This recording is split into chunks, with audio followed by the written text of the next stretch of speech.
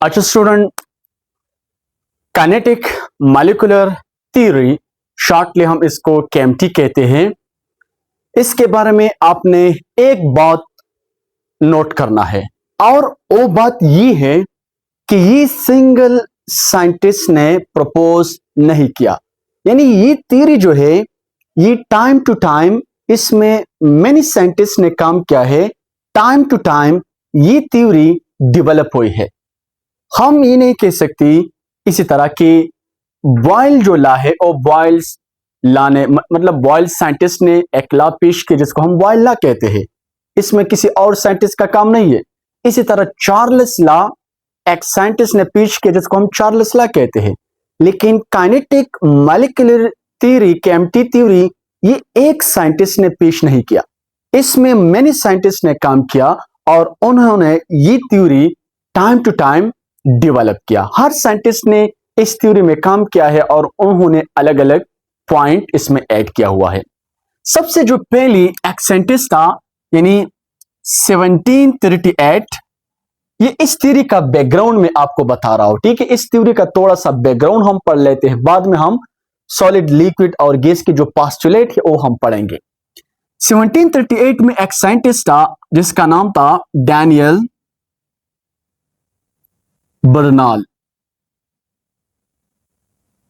ठीक है, Daniel Bernoulli ने सबसे पहली काइनेटिक मॉलिक्यूलर थ्योरी का कॉन्सेप्ट दिया। उन्होंने ये कहा कि जो हमारे पास गैस होते हैं, गैस पार्टिकल, ठीक है, गैस पार्टिकल की मोशंस की वजह से, motions, due to the motion of gas particle it apply pressure. क्या अप्लाई करते हैं? प्रेशर। यानी जितने भी गैस मॉलिक्यूल हरकत करते हैं तो इसकी मोशन की वजह से ये गैस पार्टिकल मॉलिक्यूल प्रेशर लगाएगा। ये सबसे काइनेटिक मॉलिक्यूलर थ्योरी के बारे में सबसे पहले डैनियल बर्नौली ने ये पॉइंट दिया। इसके बाद फिर एक और साइंटिस्ट इसमें एक पॉइंट ऐड करते हैं जिसको हम कहते हैं मैक्सवेल, जेम्स क्लर्क मैक्सवेल।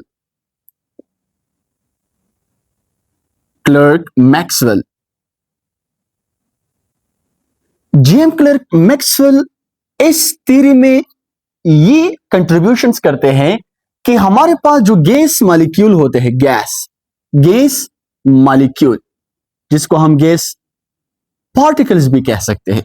यानी आप इमेजिन करें कि ये हमारे पास एक क्लोज कंटेनर है, ठीक है, और इस क्लोज कंटेनर में ये हमारे पास गैस है, गैस।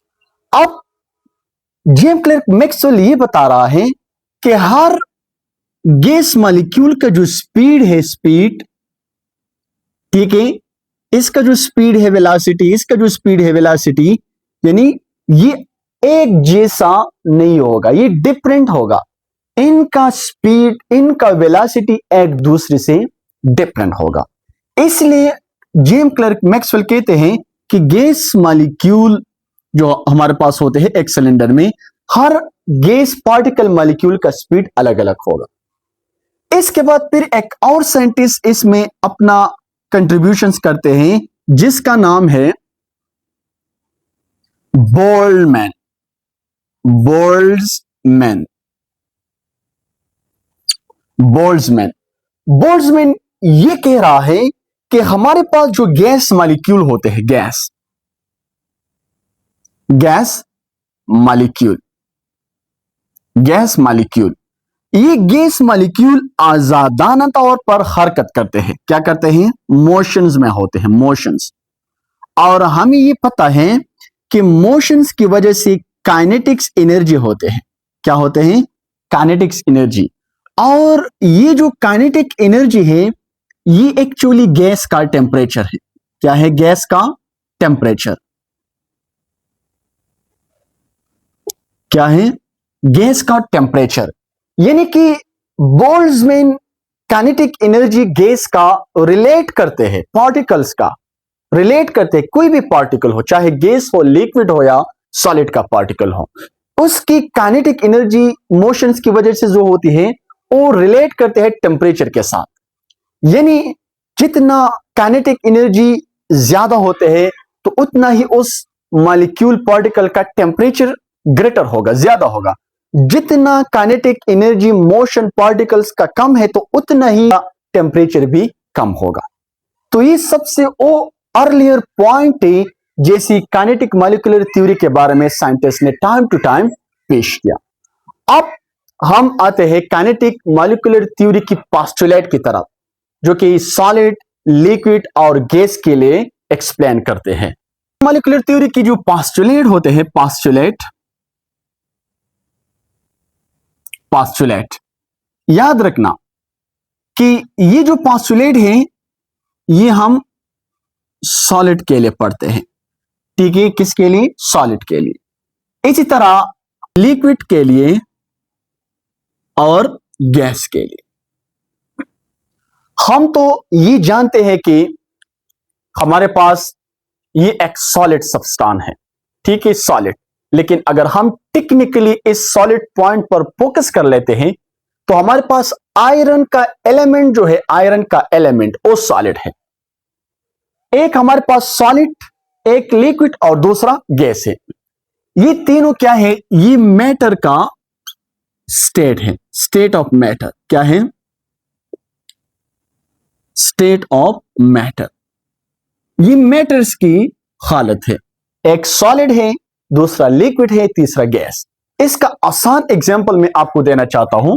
हमारे पास जो आइस है, आइस, और हमारे पास लिक्विड फॉर्म में जो वाटर्स होते हैं, लिक्विड फॉर्म में, ठीक है, H2O लिक्विड फॉर्म में, आइस H2O सॉलिड फॉर्म में है।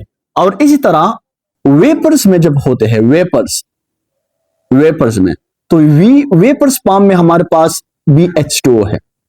तो वेपर गैस हालत में होते हैं। कौन सी हालत में? गैस। आइस हमारे पास सॉलिड हालत में होते हैं और ये लिक्विड हालत।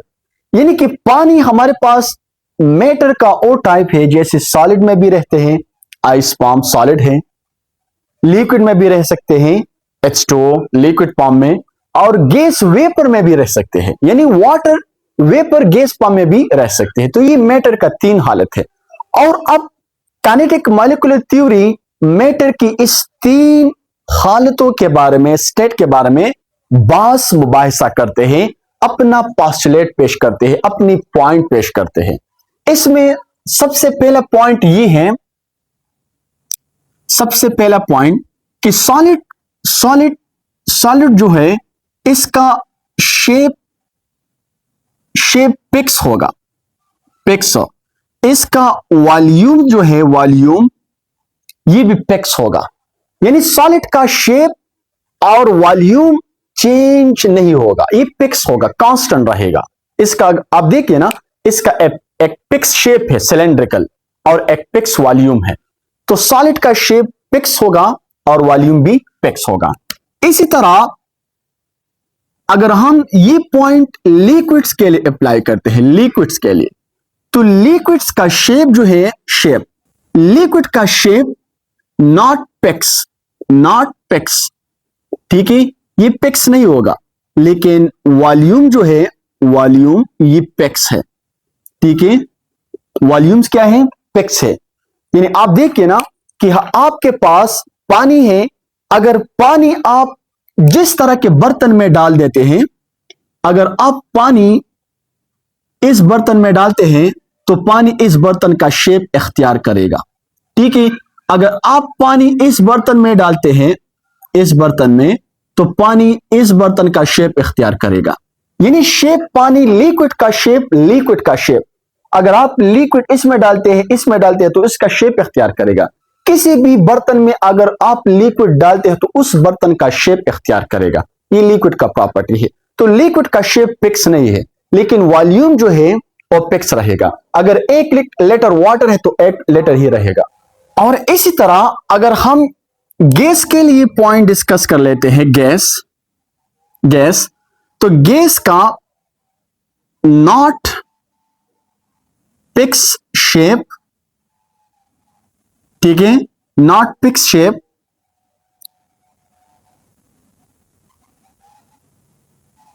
लिक्विड का भी शेप फिक्स नहीं है, ठीक है। अगर हम गैस के लिए डिस्कस करते हैं तो गैस के लिए not fix shape, similarly not fix volume. Gas का शेप भी फिक्स नहीं है, ठीक है, और वॉल्यूम भी फिक्स नहीं है।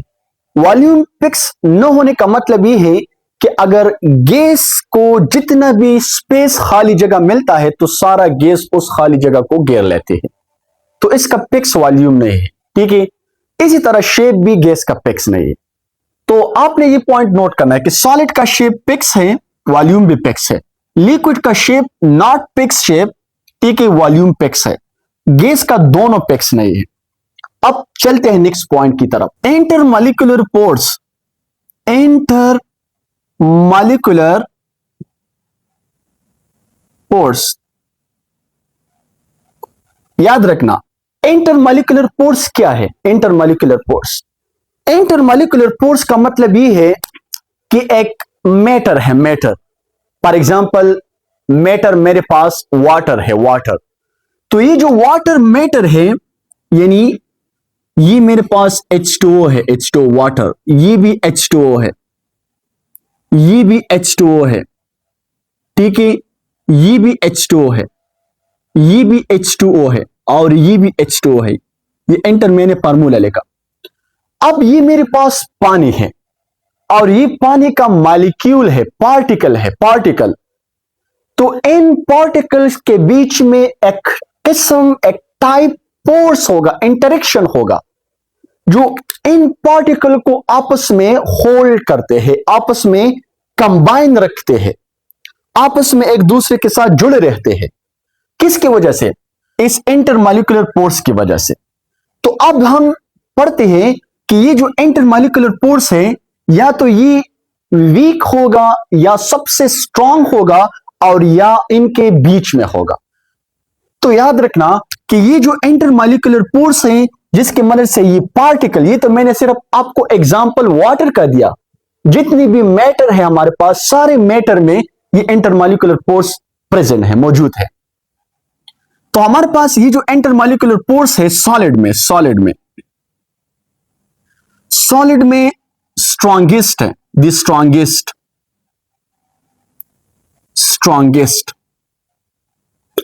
ठीक है, यानी सॉलिड में इंटरमॉलिक्यूलर फोर्स सबसे स्ट्रांग है। इसी वजह से सॉलिड का शेप भी फिक्स है। हम कहते हैं कि सॉलिड का शेप फिक्स है, फिक्स, उसके पार्टिकल इधर उधर मूव नहीं करते, इधर उधर नहीं जा सकते, क्योंकि इसका इंटरमॉलिक्यूलर फोर्स स्ट्रांग है।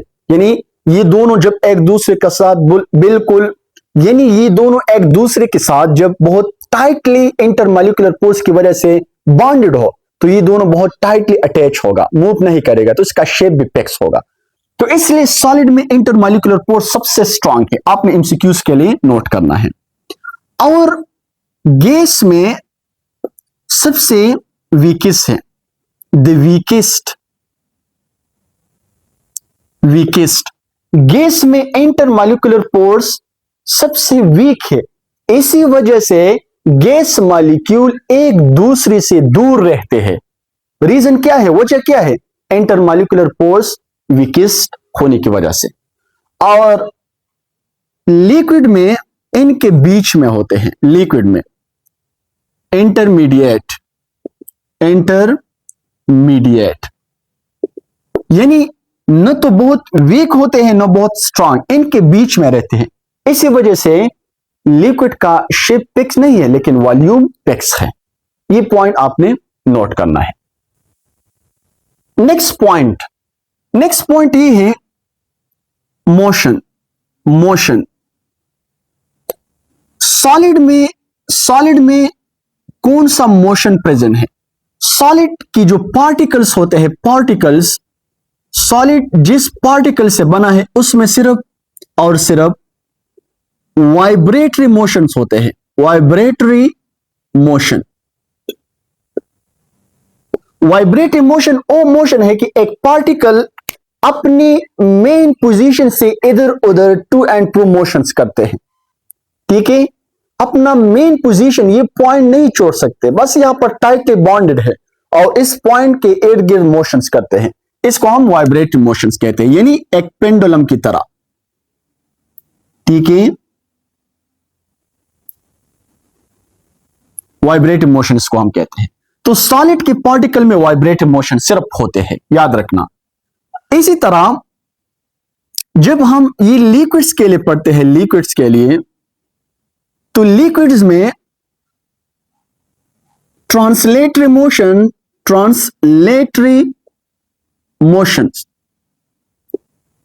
मोशंस है लिक्विड मॉलिक्यूल में, लेकिन लिमिटेड है। लिमिटेड का मतलब ये है कि कम है। इसी तरह वाइब्रेटरी मोशंस भी है इसमें, वाइब्रेटरी मोशन, लिक्विड मॉलिक्यूल में वाइब्रेटरी मोशन भी है, और साथ साथ रोटेशनल मोशंस भी है। एमसीक्यूज के लिए आपने ये पॉइंट नोट करना है। और गैस के लिए गैस में भी ये तीनों की तीनों मोशंस प्रेजेंट है। ठीक है, तो ट्रांसलेटरी मोशंस क्या है? ट्रांसलेटरी मोशन हम कहते हैं कि पार्टिकल अपना जगह छोड़ते हैं, आगे बढ़ते हैं। ठीक है, आगे जाना, इसको हम ट्रांसलेटरी मोशन कहते हैं। अगर मैं इस पोजीशन से पॉइंट ए से पॉइंट बी तक में जाता हूं तो उसमें मुझ में ट्रांसलेटरी मोशन है। ठीक है, अगर मैं इस पॉइंट पर घूम रहा हूं तो मुझ में कौन सा? रोटेशनल मोशन है। इस पॉइंट पर मैं घूम रहा हूं तो मुझ में रोटेशनल मोशन है। और अगर मैं टू एंड फ्रो मोशंस करता हूं तो मुझ में वाइब्रेटरी मोशन होगा। तो लिक्विड में भी तीन मोशंस प्रेजेंट है, गैस में भी तीन तरह के मोशन प्रेजेंट है। यानी गैस में भी ट्रांसलेटरी मोशन है, लेकिन याद रखना कि लिक्विड में ये ट्रांसलेटरी मोशन लिमिटेड है, गैस में ये ट्रांसलेटरी मोशन बहुत ज्यादा है। गैस में वाइब्रेटरी मोशन भी है और रोटेशनल मोशन भी है। ये पॉइंट आपने नोट करना है। तो एमसीक्यूज के लिए आपने ये पॉइंट नोट करना है कि सॉलिड में कौन सा टाइप ऑफ मोशन प्रेजेंट है? वाइब्रेटरी मोशंस प्रेजेंट है। ठीक है, ये एमसीक्यूज के लिए आपने नोट करना है। नेक्स्ट जो पॉइंट है वो है कंप्रेसिबिलिटी।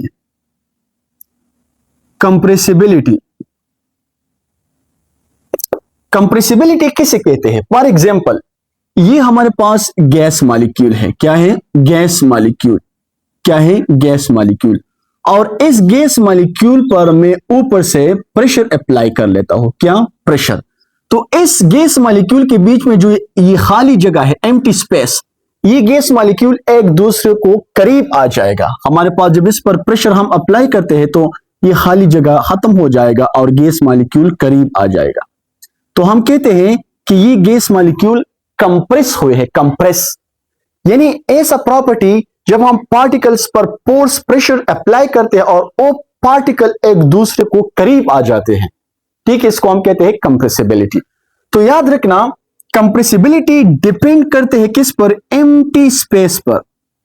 एम्प्टी स्पेस, इस पर एनहिसार करते हैं, इस पर डिपेंडेंट है।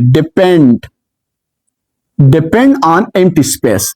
तो अब आपने नोट करना है कि एम्प्टी स्पेस में किस में ज्यादा है। तो एम्प्टी स्पेस का जो ऑर्डर है, एम्प्टी स्पेस ऑर्डर हमारे पास कुछ यूं है। गैस में एम्प्टी स्पेस सबसे ज्यादा है, फिर लिक्विड में, और फिर सॉलिड। यानी सॉलिड में एम्प्टी स्पेस ऑलमोस्ट नेग्लिजिबल है, गैस में एम्प्टी स्पेस सबसे ज्यादा है। तो गैस जो है ये हाईली कंप्रेसिबल है, हाईली कंप्रेसिबल। ठीक है, हाईली कंप्रेसिबल। और सॉलिड जो है ऑलमोस्ट नॉट कंप्रेसिबल। ठीक है, ऑलमोस्ट नॉट कंप्रेसिबल, यानी इसका जो कंप्रेशन प्रोसेस है ये ऑलमोस्ट न होने के बराबर है, क्योंकि इसमें स्पेस नहीं है। पार्टिकल बिल्कुल एक दूसरे के साथ टाइटली बॉन्डेड है, तो एम्प्टी स्पेस नहीं है। और जब एम्प्टी स्पेस नहीं होगा तो पार्टिकल कंप्रेस नहीं होगा। ये पॉइंट भी आपने नोट करना है एमसीक्यूज के लिए। वो है डिफ्यूजन। तो डिफ्यूजन जो है ये भी डिपेंड करते हैं, depend on empty space. Diffusion का मतलब ये है कि स्पॉन्टेनियस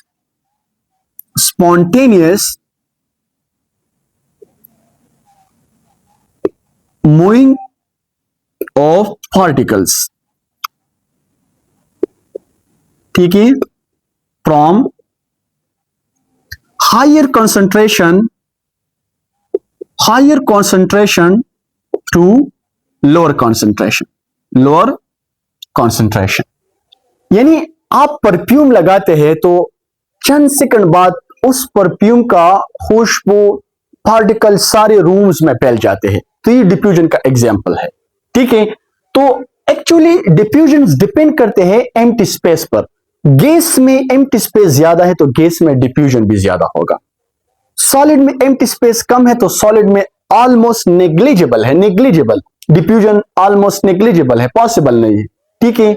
गैस में डिफ्यूजन बहुत ज्यादा और ये स्पॉन्टेनियस प्रोसेस है, ये खुद बहुत होते हैं, ये पॉइंट भी आपने नोट करना है। गैस में वो है काइनेटिक्स एनर्जी।